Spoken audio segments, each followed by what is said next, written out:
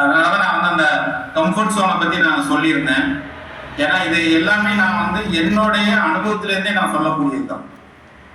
நான் எல்லா விஷயங்களுமே நானே பார்த்து பார்த்து ஒண்ணுன்னா புரிஞ்சு நான் சொல்லக்கூடியதுதான். மக்கள் வந்து ஒரே நிலையில தேக்க நிலையில இருக்கிறாங்க அப்படின்னு சொல்லியாச்சுன்னா அதுக்கு என்ன காரணம் அப்படின்னா அவங்க கிட்ட கனவானது பெரிதாக இருந்தது அப்படின்னா நிச்சயமாக அதை நோக்கி முன்னேறுவாங்க. அடுத்தது அவங்க அந்த ஒரே நிலையில இருந்து அடுத்த நிலைக்கு அவங்க மாற்றத்துக்குள்ள வரணும்னா கண்டிப்பா வரும். ஏன்னா கால மாற்றம் அப்படிங்கிறது சுழற்சியில ஒரே நிலையிலே இருந்துட்டு இருக்கிறோம், அதே இடத்துல இருந்துட்டு இருக்கோம் அப்படின்னா அந்த இடத்துல இருந்து அவங்க காணாம போவது கூட வாய்ப்புகள் இருக்கு. ஏன்னா அவங்க கிட்ட அந்த ஒரு உந்து சக்தி, ஒரு உத்வேகம் அப்படிங்கிறது எல்லாமே அவங்க முன்னேற்றத்துல தான் இருக்கு. ஸோ அந்த முன்னேற்றம் அடைய முடியுமா அவங்களால அப்படின்னா சர்வ நிச்சயமாக முன்னேற்றம் அடைய முடியும். அந்த முன்னேற்றம் அடைவதற்கு அவங்க செய்ய வேண்டியது அவங்களுக்கு மேல அவங்களுடைய வெற்றி அடைந்த தலைவர்கள் யாரோ அவர்கள்ட்ட தனிப்பட்ட அப்பாயின்மெண்ட் வாங்கி அவங்க டிஸ்கஷன் பண்ணணும். அவங்களுடைய டோட்டல் ஹிஸ்டரியை பற்றி சொல்லணும். அவங்களோட ஃபேமிலி என்ன, அவங்களோட இன்கம் என்ன, அவங்களோட டீம் அமைப்பு என்ன, இதுல என்ன செஞ்சா நம்ம வர முடியும் அப்படிங்கிறத பேசுறாங்க அப்படின்னா நிச்சயமாக மாற்றம் இருக்கு.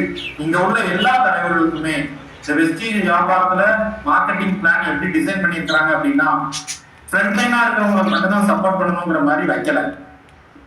எந்த டெப்த்ல உள்ளவங்களுக்குனாலும் சப்போர்ட் பண்ணணும். அப்படிதான் அந்த மார்க்கெட்டிங் பிளான் இருக்கு.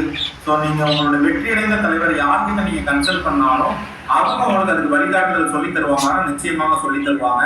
அவங்க சொல்லி தர்ற விஷயத்த நீங்க கடைபிடிக்க ஆரம்பிக்கணும். உங்க மனசுக்குள்ள நான் உண்மையிலே என் வாழ்க்கையில நான் முன்னேறணும், என் குடும்பத்துக்கு நான் மாற்றம் ஏற்படுத்தணும் அப்படிங்கிறத உங்களுக்கு நீங்களே முடிவெடுத்தால் மட்டுமே மாற்றம் வரும். ஏன்னா நம்மளுடைய நிறுவனம் அற்புதமான நிறுவனம். ஒவ்வொரு காலகட்டத்திலும் நீங்க நான் 2010 இருந்து நான் பார்த்துட்டு இருக்கேன் அப்படின்னு சொல்லியாச்சுன்னா நிறுவனம் ஒவ்வொரு தருணத்திலையும் அவங்க அனிவர்சரி அப்போ அவங்க என்ன செஞ்சிருக்கிறாங்க, என்ன செய்ய போறாங்க விஷயத்த வெளியிடுவாங்க.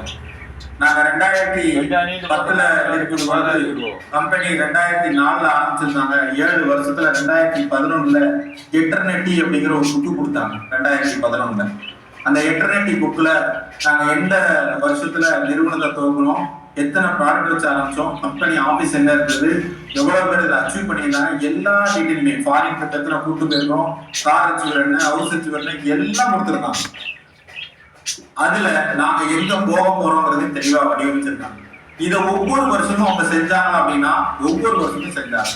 2014 அவங்க என்ன செஞ்சாங்க அப்படின்னா 2014 அவங்க 10 ஆண்டுகள் அடியெடுத்து வச்சிருந்தது. 2004 to 2014 10